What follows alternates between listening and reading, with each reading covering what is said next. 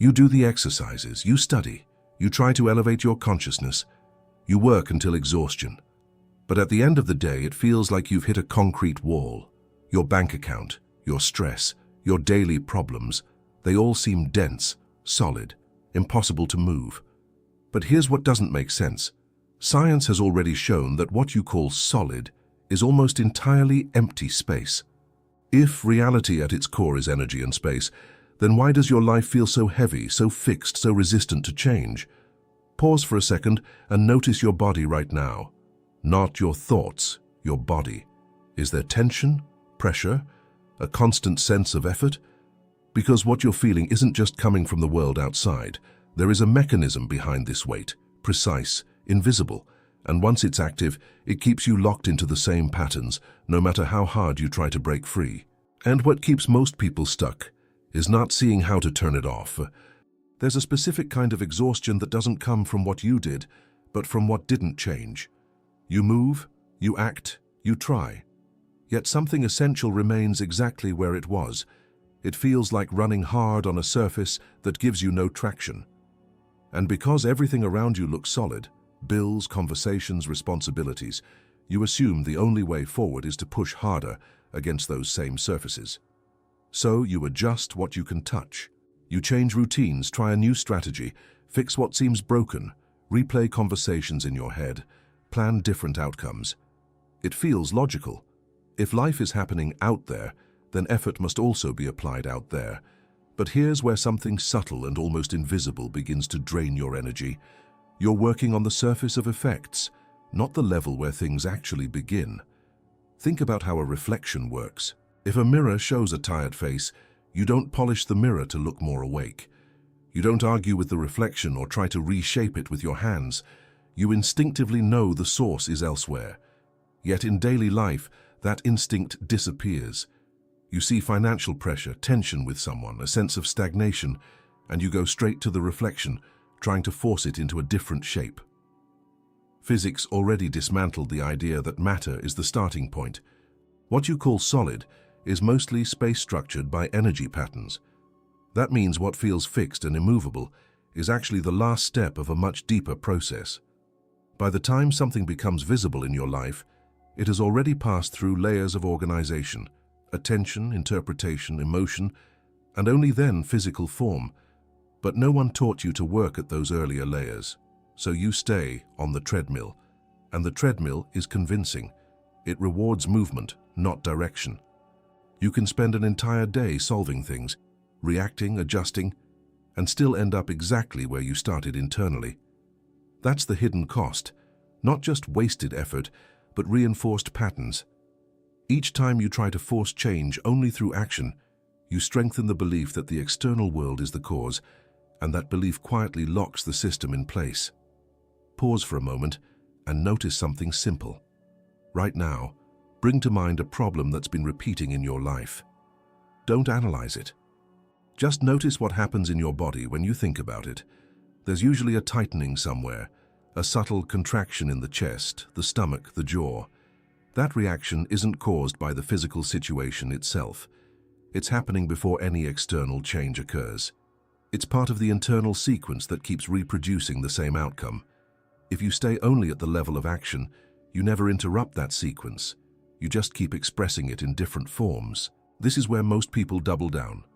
They interpret the lack of results as a sign they need more effort, more discipline, more control. But control applied to effects doesn't reach the source. It's like trying to redirect a river by pushing on the water instead of understanding the terrain guiding it. There's also something uncomfortable to admit here. Staying focused on the external gives a false sense of certainty. It feels safer to believe the problem is out there because then the solution seems tangible. Change the job, fix the schedule, say the right words, make the right move. It creates the illusion that control is just one step away. But that same belief is what keeps the cycle repeating because it ignores the invisible architecture shaping every outcome. And this is where a quiet shift begins, not by doing more, but by noticing where your attention automatically goes. Every time your focus locks onto the physical problem as the starting point, the loop restarts. Not because you're doing something wrong, but because you're working downstream. The moment you begin to question that reflex, something opens. Not a dramatic breakthrough, just a slight loosening. You start to see that the wall you've been pushing against might not be the origin of anything. It's a display, not a source. But here's where things get even more delicate, and where many people unknowingly step into a deeper trap. Once they realize the external isn't the cause, they try to compensate by forcing an internal state, pushing themselves to feel better, think brighter, act as if everything is already resolved. It sounds like the right move, but if it's done from tension, it creates a different kind of friction. Because shifting away from matter isn't about pretending the reflection has changed. And what happens next depends entirely on how you handle that internal space you've just started to notice. At some point, you were probably told that the way out of this loop is simple. Just raise your vibration, think positive, feel gratitude, stay high no matter what happens. On the surface, it sounds empowering. It gives you something to do, something to aim for. But there's a quiet distortion hidden inside this idea. And it's where many people start working against themselves without realizing it. Because what happens when your body doesn't agree? You wake up with pressure in your chest, your thoughts feel heavy, something unresolved is sitting just beneath the surface, and then you try to override all of that with forced positivity. You repeat the right phrases, you try to hold a smile, you push your mind to think brighter thoughts. But underneath, nothing actually shifted. The tension is still there, just covered, and that creates a split. One part of you is trying to project calm, confidence, or gratitude. Another part is still signaling stress, fear, or frustration. These two signals don't cancel each other out. They interfere. Like two overlapping frequencies that don't match, they generate noise. Not clarity, not coherence, but noise. This is why forcing a high vibration often leads to more exhaustion, not less. You're not aligning your system. You're layering conflicting instructions on top of each other. The mind says everything is fine, while the body is still bracing for impact. And the body is not subtle. It communicates through sensation, through chemistry, through rhythm. It doesn't respond to words the way the mind does. So even if your thoughts sound positive, your system is still broadcasting tension. And here's the part that's easy to miss. What shapes your experience isn't the words you repeat, but the state your system stabilizes into. That state is not chosen by force. It emerges from what is actually being processed inside you. When you skip that processing and jump straight to feeling high, you don't elevate your state. You compress what's unresolved. It doesn't disappear. It stays active beneath the surface, influencing your perception, your reactions, and the kind of situations you keep encountering. You might recognize this pattern. You try to stay positive for a few hours, maybe even a few days, and then something small breaks the surface. A comment, a delay, an unexpected problem, and the reaction feels stronger than it should. That's not failure. That's accumulated tension finding a way out. Now notice what usually follows. You try again, but harder this time. More control, more discipline over your thoughts, more effort to stay high. And without realizing it, you turn your internal world into something you have to manage constantly, like holding a ball underwater that keeps pushing back up. There's a different way to approach this, but it starts with something counterintuitive. Instead of trying to change your state immediately, you allow yourself to see it clearly. Right now, without fixing anything, check what's actually present in you. Not the story, just the sensation. Is there tightness, restlessness, a subtle pressure behind your thoughts? Stay with that for a few seconds, without labeling it as good or bad.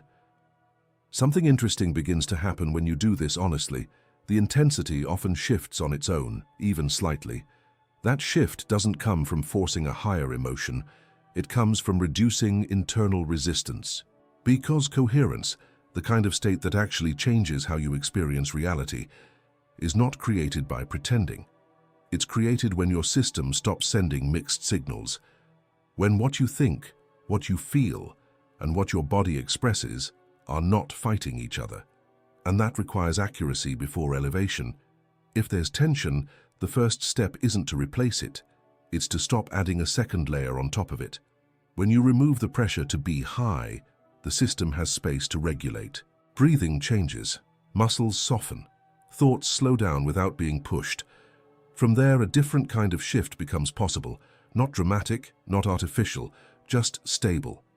But this is where another subtle mechanism comes into play, one that's been shaping your experience long before you tried to control your state. Even when you're not forcing positivity, even when you're simply observing, something is still directing the outcome in a powerful way. It's not just how you feel.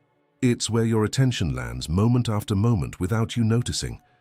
There is something you've been doing your whole life that feels completely natural, almost automatic, and yet it may be the very thing holding your reality in place. Where you place your attention, not in a philosophical sense, but in a very practical, moment-to-moment way. What you look at when you wake up. What you return to when your mind drifts. What you mentally replay while you're brushing your teeth, driving, or trying to fall asleep. It seems harmless, even necessary. But attention is not passive. It acts. In physics, there's an experiment that unsettled even the scientists who ran it. When particles are not being observed, they behave like waves, open, spread out, full of possibilities. But the moment they are observed, they collapse into a fixed position, as if forced to choose a single outcome. The act of observation changes the result. Now bring this out of the lab and into your daily life. When your attention repeatedly locks onto a problem, money, health, a relationship, you are not just noticing it, you are stabilizing it. You are, in a very real sense, collapsing a wide field of possible outcomes into one familiar pattern over and over again. Not because you want to suffer, but because your system is trained to return to what feels urgent. And urgency has a strong pull. If something feels unresolved, your mind treats it like an open loop that needs to be closed. So it checks it again and again. It scans for updates, for changes, for signs of relief. But instead of creating resolution, this constant observation reinforces the same state. The problem becomes more defined, more solid, more central. You might say, but I have to think about it. It's real. And that's true. Ignoring reality isn't the point here. The difference is between engaging when necessary and unconsciously staring at something for hours internally, without realizing the effect that gaze is having.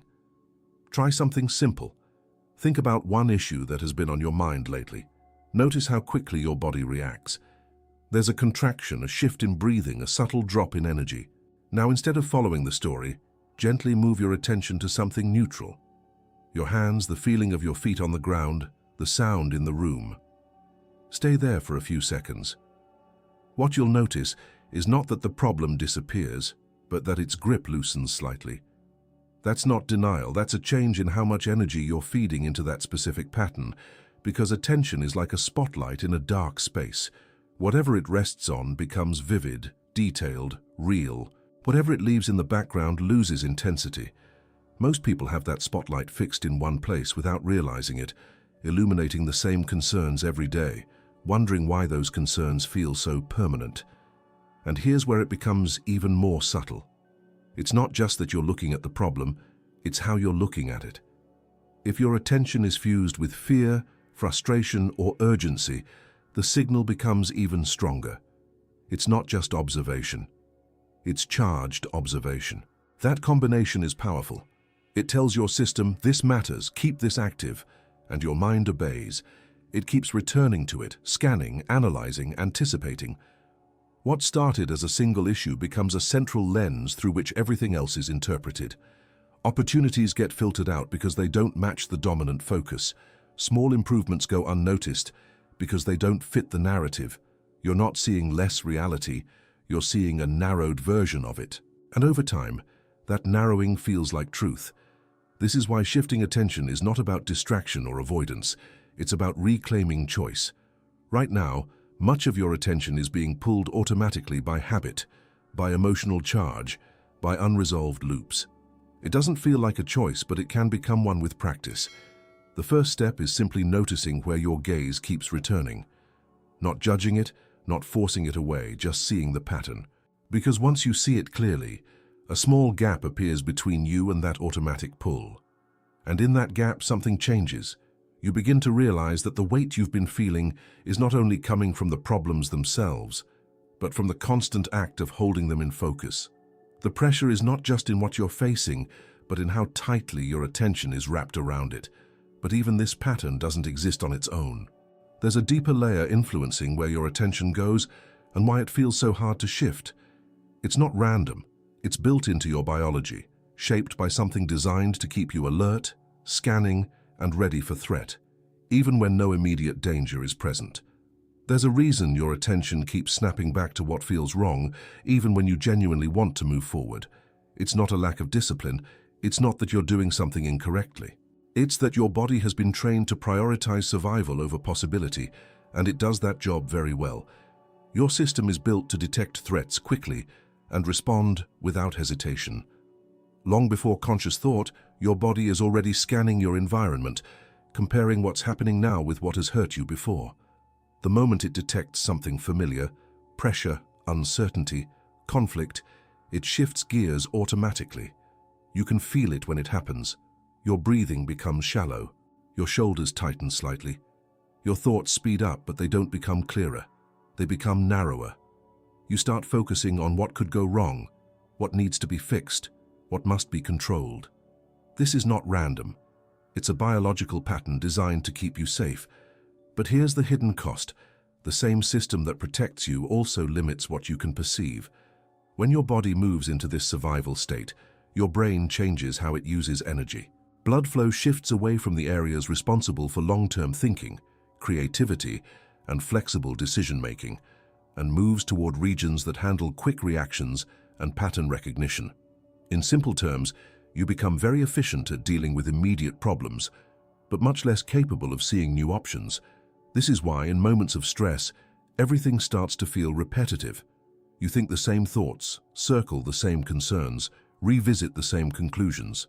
It's not because there are no solutions. It's because your system is temporarily unable to access them. And the modern world knows how to keep you in this loop. Constant updates, notifications, urgency in headlines, the subtle pressure to always be behind or missing something. It all feeds the same mechanism. Your system doesn't distinguish well between a real physical threat and a psychological one. An unpaid bill, a difficult message, a piece of bad news. They all trigger similar responses if they carry enough emotional weight. So you spend large parts of your day in a low-level survival state without realizing it. From the outside, it looks like normal life. You're working, thinking, responding, making decisions. But internally, your system is operating in a constrained mode. Your attention narrows. Your reactions become faster but less thoughtful.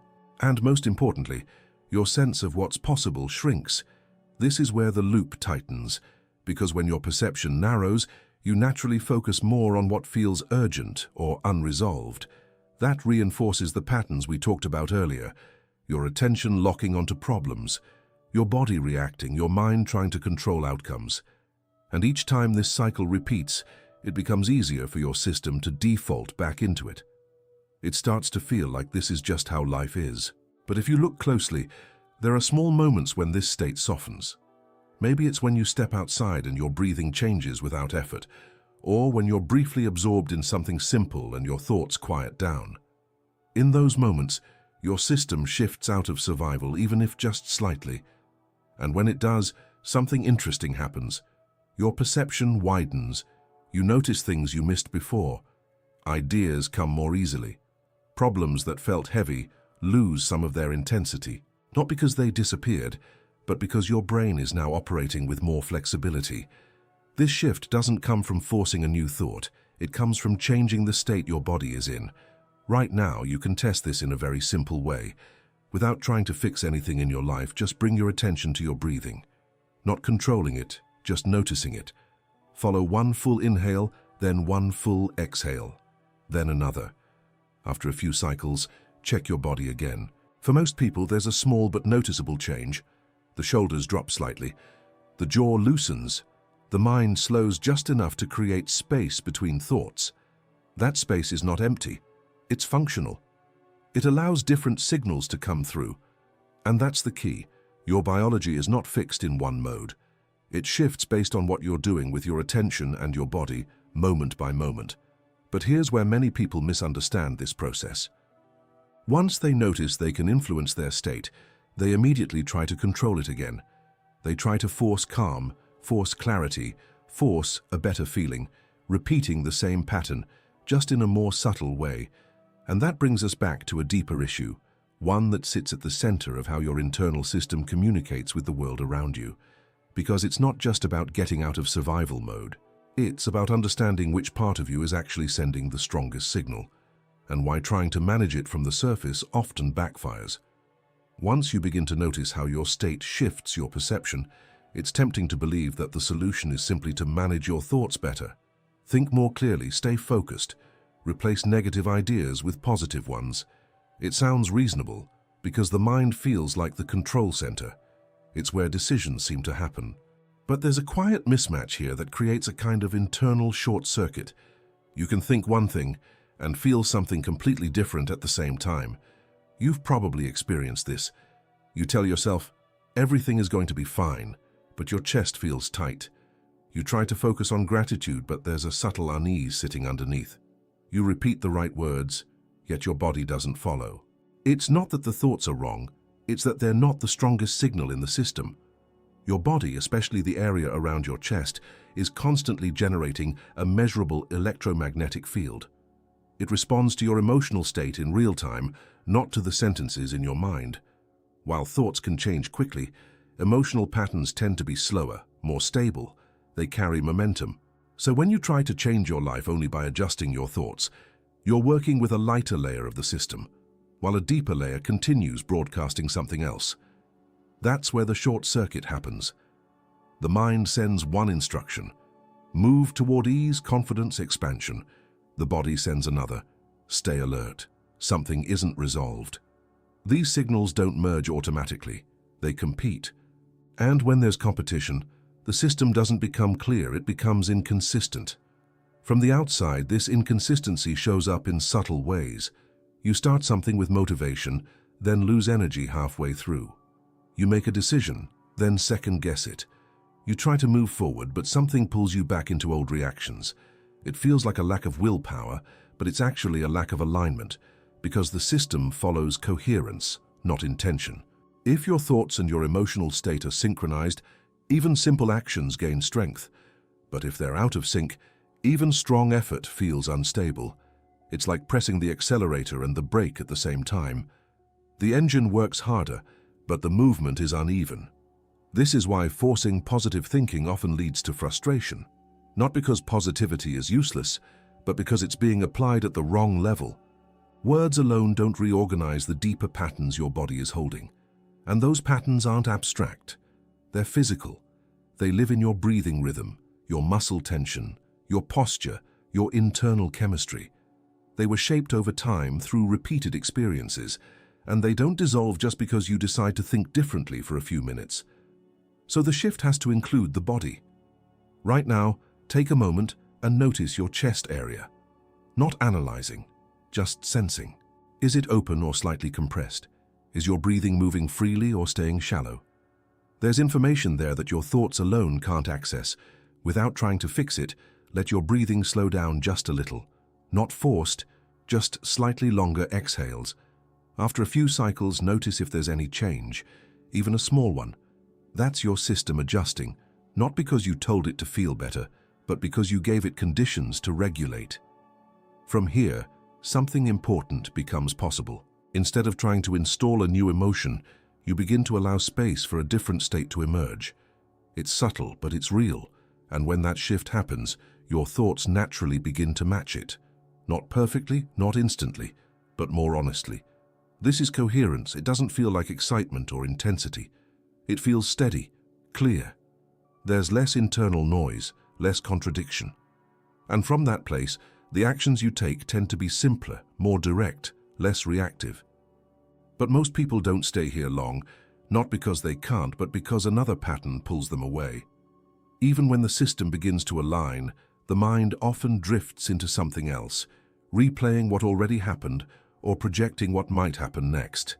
And without noticing, that drift starts to break the coherence you just touched. Not because the state disappeared, but because your attention moved into a different dimension entirely, one that feels real, but isn't happening now. There's a pattern so common that it feels like reality itself, the sense that your life is stretched between what already happened and what still needs to happen. You wake up carrying fragments of yesterday, and you move through the day aiming for a version of tomorrow that feels just out of reach. It seems natural. It even feels responsible. But this is where something subtle begins to distort your entire experience. Because while your body exists here in this moment, your attention rarely stays with it. It moves backward into memory or forward into projection. And when it does, your system reacts as if those places are real and active right now. Think about how quickly this happens. A single thought about the past, something you regret, something unresolved, and your body responds immediately. The chest tightens, the stomach shifts, your breathing changes. The event itself is gone, but the reaction is current. The same happens with the future.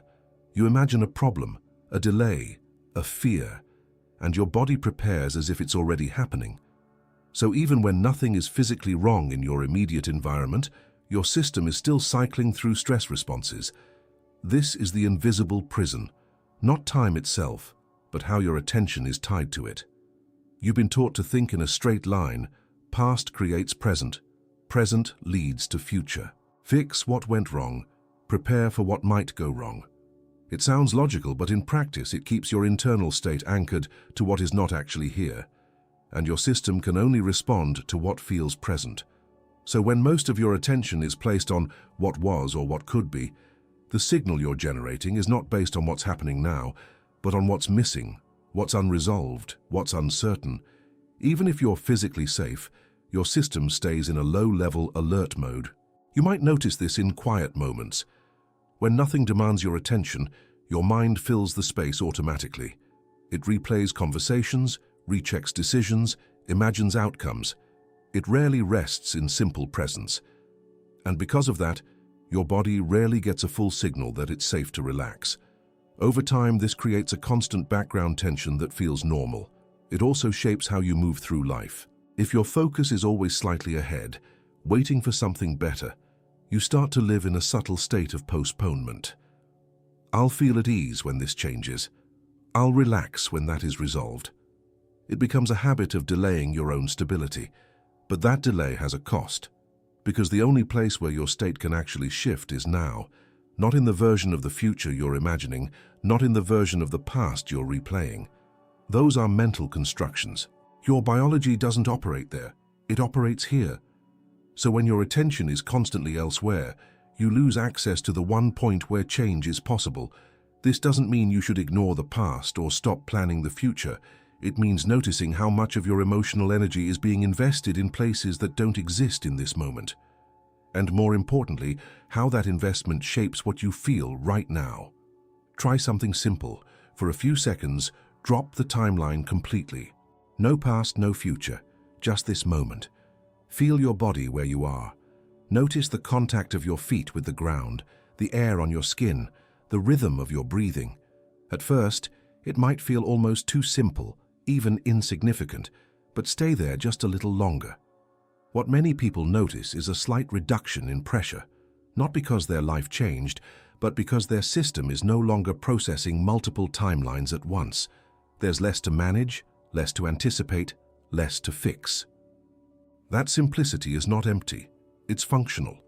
From that place, your system can begin to regulate.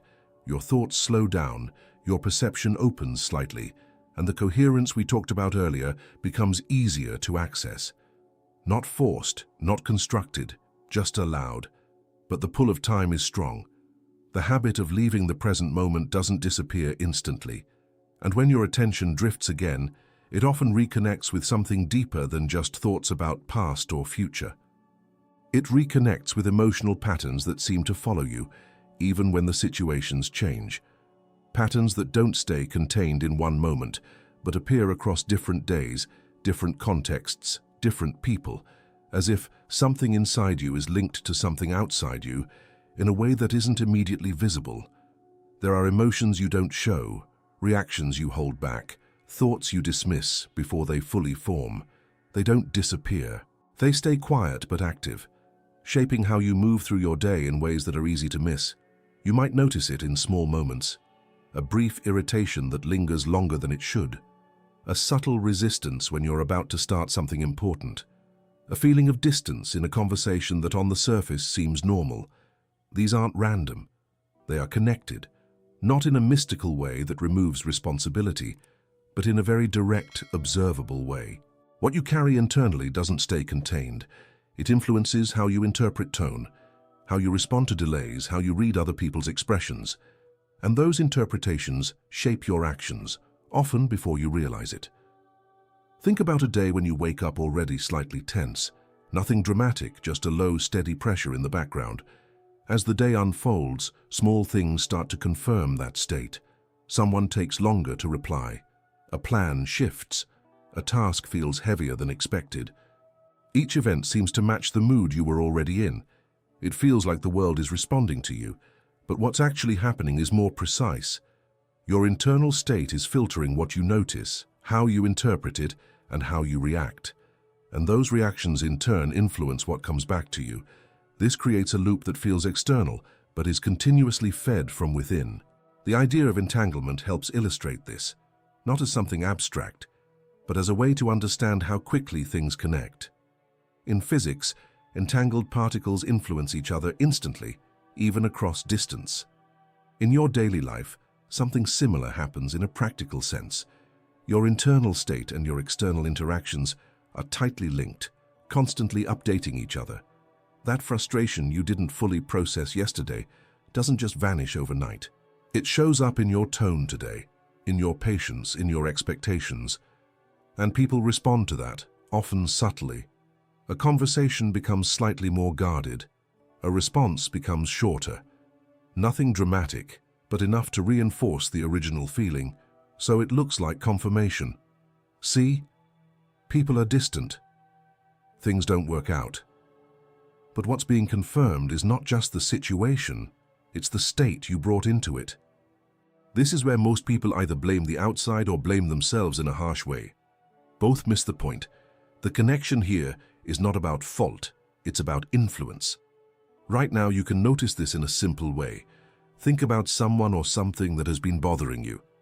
As you bring it to mind, watch what happens in your body. There's usually a shift, tightness, heat, restlessness. Now imagine carrying that exact state into your next interaction, even if it's unrelated. You don't need to act on it directly for it to have an effect. It changes your timing, your tone, your level of openness. And the other person, even without knowing why, adjusts to that. The interaction subtly aligns with the state you brought in. This is how patterns repeat without obvious causes. But the same mechanism works in the other direction too. When your internal state shifts, even slightly, your interactions begin to change.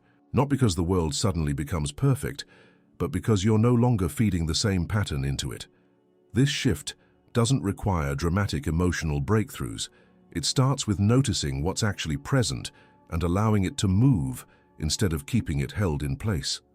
When a reaction is acknowledged instead of suppressed, it tends to lose intensity. The system processes it rather than carrying it forward. You might feel this as a small release, a breath that goes deeper, a muscle that softens, a thought that doesn't loop as long. These are not insignificant changes. They alter the state you bring into the next moment. And that next moment is where the pattern either continues or begins to shift.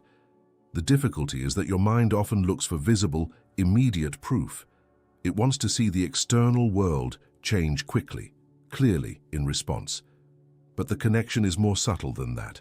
It builds through consistency, through the accumulation of small internal shifts that gradually change how you meet the world. And as this begins to happen, something even more disorienting starts to come into view. The line between what is out there and what is happening in here becomes less clear. What once felt like separate forces, your inner experience and the external world, start to look more like reflections of the same process, slightly offset in time. At some point, a question starts to form, even if you don't say it out loud. If so much of your experience is shaped from within, then who or what is actually in control of what you see out there? It's easy to point outward. The system, other people, circumstances, timing. There's always something that seems to be organizing your reality from the outside. And sometimes that belief feels justified. Things happen that you didn't choose, didn't expect, didn't want, So the idea that there are external forces shaping your life becomes very convincing. But as you begin to observe more closely, something doesn't fully add up. The same type of situation appears in different forms. Different people, similar tensions. Different environments, similar outcomes. It's not identical, but it rhymes. And that repetition starts to feel less like coincidence and more like a pattern that's being replayed. Not imposed from the outside, but projected through a structure you carry. Imagine standing in front of a mirror that doesn't reflect instantly, but with a slight delay. You move, and a moment later, the image follows. If you didn't know about the delay, you might think the mirror was acting on its own, almost controlling the movement. But once you see the timing clearly, the relationship becomes obvious. Something similar happens in your life, but it's more complex, more layered. Your internal state, your expectations, emotional patterns, and focus interacts with the world, and then with a delay, you experience the result. By the time it shows up, it looks external, independent, already formed. So you respond to it as if it started there. That's where the illusion strengthens, because when you react only to what appears, you miss the earlier phase where it was shaped, and without seeing that phase, it's natural to assume that the source is outside of you. That assumption becomes the lens through which everything is interpreted. This is where the idea of them begins to take form. It might not always be specific. Sometimes it's vague, systems, structures, unseen influences. Other times, it's directed at people, those who seem to have power, control, or influence over outcomes. The mind tries to locate a source for what feels limiting or unfair, and once it does, it builds a narrative around it. But here's the part that requires honesty, not blame. When you consistently see patterns in your life, and those patterns follow you across different contexts, it becomes harder to explain them only through external causes. That doesn't mean the external world has no impact. It means it may not be the origin point you assumed it was. The mirror is not creating independently. It's reflecting with a delay what has already been structured internally. This doesn't mean you consciously chose every outcome. Most of these patterns were built over time, shaped by experiences, reinforced by repetition and then automated. They run in the background, influencing perception and behavior without needing your awareness. So when something shows up in your life, it often feels like it came from nowhere. But if you trace it back carefully, you'll usually find a familiar thread, an expectation, a reaction pattern, a belief about how things tend to go. And that thread was already active before the event appeared. This is why trying to fight the external world directly often feels ineffective. You're responding at the level of the reflection, not the level where the pattern is generated. It's like arguing with the mirror image instead of noticing the movement that created it. The shift here is not about control. It's about recognition. Right now, you can test this in a simple way. Think about a recurring situation in your life. Not the details, but the feeling it carries. Then ask yourself quietly, when else have I felt this, even in a different form? Let your mind move without forcing an answer. Most people find that the feeling is not new. It has appeared before in different contexts, with different faces. That continuity is not random. It's a signature of an internal pattern expressing itself outwardly. Seeing this clearly can feel unsettling at first. It removes the simplicity of blaming something outside, but it also removes the sense of being completely at the mercy of it. Because if the pattern has an internal component, then it can also be changed from within. Not instantly, not by force, but through awareness and adjustment at the level where it actually forms. And that adjustment doesn't require you to fight what you see. In fact, resistance tends to reinforce the very pattern you're trying to change, which leads to a different kind of approach, one that doesn't involve pushing, controlling, or opposing what has already appeared, but instead changes the way you relate to it entirely. Once you begin to see that reacting against what's in front of you doesn't change its source, a different possibility opens, one that feels almost unnatural at first, not fighting. This doesn't mean giving up or becoming passive. It means removing the extra layer of resistance you usually add on top of what is already happening. Because most of the weight you feel is not only from the situation itself, but from the tension created by opposing it internally. You can notice this very directly. When something goes wrong, there is the event, and then there is your reaction to the event. The tightening, the mental pushback, the sense that this shouldn't be happening. That second layer amplifies everything. It turns a situation into a struggle, and the more you resist, the more solid it feels. This is where the idea of disarmament becomes practical, not as a concept, but as something you can do in real time. When you stop adding resistance, even for a few seconds, the structure of the experience begins to change. Right now, think about something in your life that feels unresolved. As you bring it to mind, notice your immediate reaction. There's usually a subtle contraction, a leaning forward, as if trying to fix or push it away at the same time. Now, instead of following that impulse, do something different. Let the situation be exactly as it is, just for a moment. Not agreeing with it, not approving it, just not fighting it internally.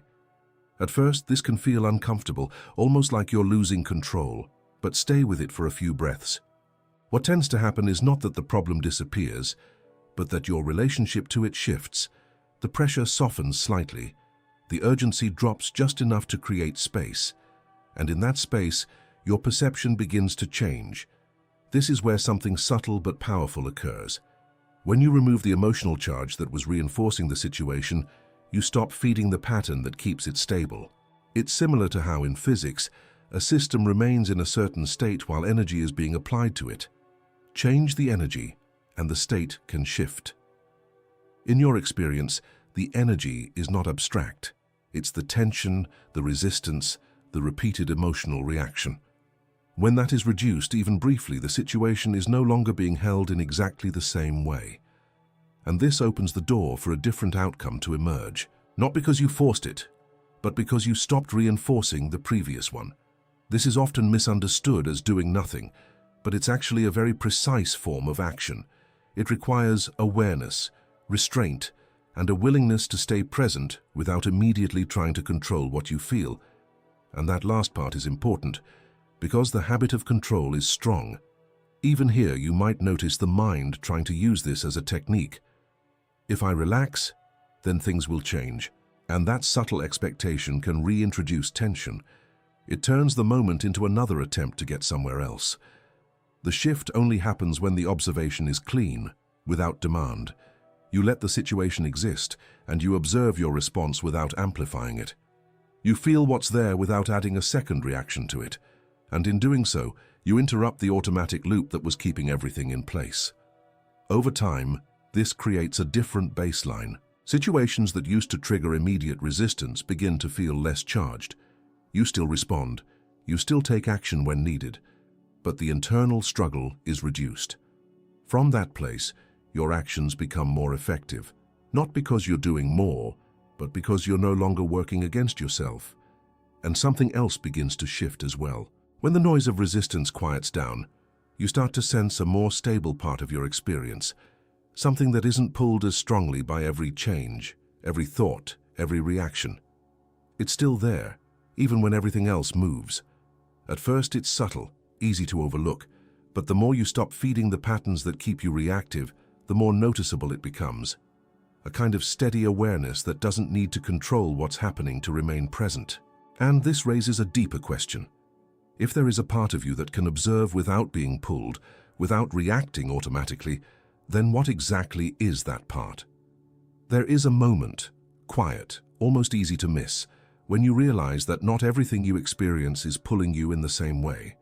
Thoughts come and go, emotions rise and fall, situations change, sometimes quickly, sometimes slowly, but something in you can notice all of it without moving at the same speed. That something is not distant or abstract. It's the part of you that is aware right now, even as you read this. You don't have to create it.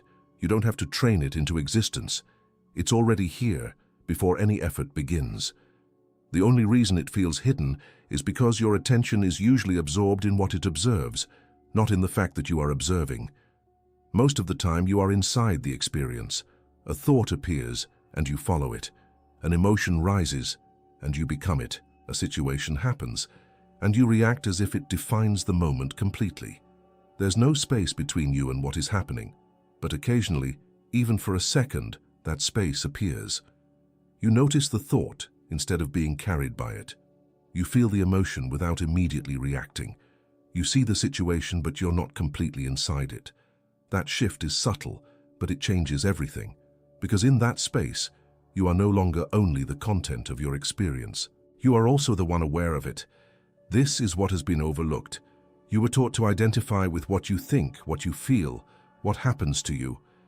That becomes your sense of self. And when those things are unstable, your sense of self feels unstable too. So you try to control them, fix them, improve them, hoping that will bring some kind of stability. But control at that level is always temporary. Thoughts change again. Emotions return in new forms. Situations evolve. So the effort never really ends. The observer doesn't work that way. It doesn't need to control what is happening in order to remain present. It doesn't depend on a specific outcome to exist. It simply notices. And in that noticing, there is already a different kind of stability. You can test this directly. Right now, become aware of your next thought. Not choosing it, not guiding it, just waiting to see what appears. For a brief moment, there is a pause, then a thought shows up. The fact that you can notice that thought means you are not the thought itself. The same applies to what you feel. If there is tension in your body, you can be aware of it. If there is restlessness, you can notice it. That awareness is not tense or restless in the same way. It is steady enough to perceive those changes. This doesn't mean you are separate from your experience, as if you need to disconnect from life. It means you are not limited to any single part of it. And that realization has a practical effect. When you're fully identified with a thought or emotion, it drives your behavior automatically. There's no gap. Reaction follows immediately. But when you are aware of it as something you are experiencing, a small space opens. In that space, you can respond instead of react. That response might look simple from the outside. A pause, a different tone in your voice, a decision not to follow a familiar pattern. But internally, it's a shift from being carried to being grounded. Over time, this changes how you experience everything. Challenges still appear, emotions still move, but they don't define you in the same way. There is less urgency to fix every internal state, less pressure to control every outcome. You begin to trust that you can remain present even when things are not resolved yet, and that changes how you act. Your decisions become less driven by fear and more guided by clarity. Not perfect clarity, but enough to move without the same level of internal conflict. You're no longer trying to escape your experience or force it into a specific shape. You're working with it from a different position. This is where the deeper shift happens. If you are not just the thoughts, not just the emotions, not just the situations, then your role in this process is not what you assumed it was. You're not a small part inside a large external system trying to survive whatever comes next. You are the point where experience is being formed, noticed, and shaped all at once. Not through force, not through constant effort, but through the way awareness and state interact in each moment. And when that becomes clear, not as an idea, but as something you can feel directly, the sense of being trapped begins to loosen. At some point, it becomes clear that nothing out there was ever as solid as it seemed. The weight, the repetition, the feeling of being stuck. It was all being held together by patterns you couldn't see before. Not because you were weak, but because your attention, your body, and your reactions were all moving in the same loop. Now you've seen where that loop begins, not in the world, but in the way you observe, feel, and respond. And that changes everything, because it means the shift doesn't depend on waiting, forcing, or fighting. It begins the moment you notice, the moment you stop feeding what keeps you stuck. If you made it this far, write this in the comments. I see without resistance. And if something in this connected with you, watch one of the videos on your screen now. That's how you keep this awareness active and start turning it into something real in your daily life.